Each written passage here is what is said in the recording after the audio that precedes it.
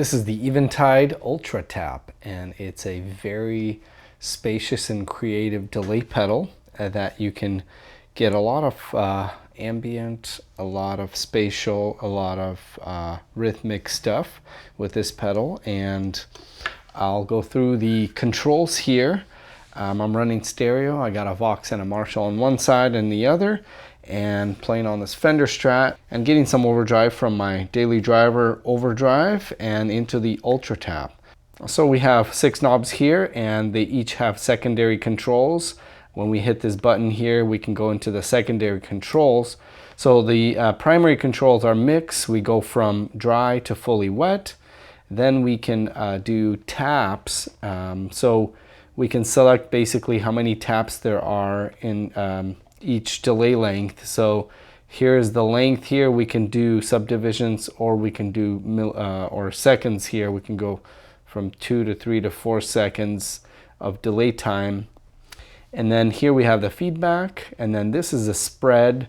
So in the 12 o'clock position in the middle, basically spaces out all the delay repeats evenly. We turn it to the left. Basically, it'll take the beginning of the delay repeats, it'll speed them up, and then it'll slow them down.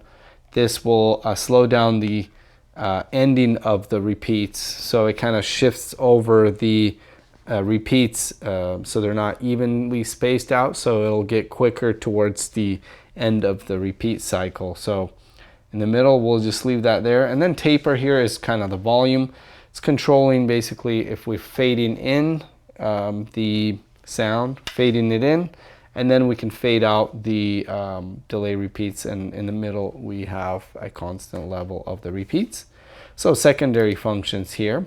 The mix becomes our tone control. To the left is darker, to the right is brighter. We have slurm, which creates kind of a smear and chorus sort of sound between the delay repeats. So when we turn that up, it really smears it and slurs it basically.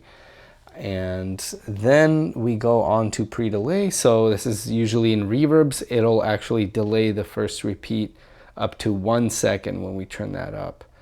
And then we go to the chop, and this is also here we can go off, and these are some of the effects to the repeats. So we have we can do sine waves, we got kind of modulation here, and then we have swell effects and the trigger here. And this knob here is speed rise and release, and this will control what the chop settings are doing. And then here we have the output level, the overall level of the pedal. And we have our on-off switch here. We can have it momentary, which we can just punch it in when we want to. We can enable that with the LED here.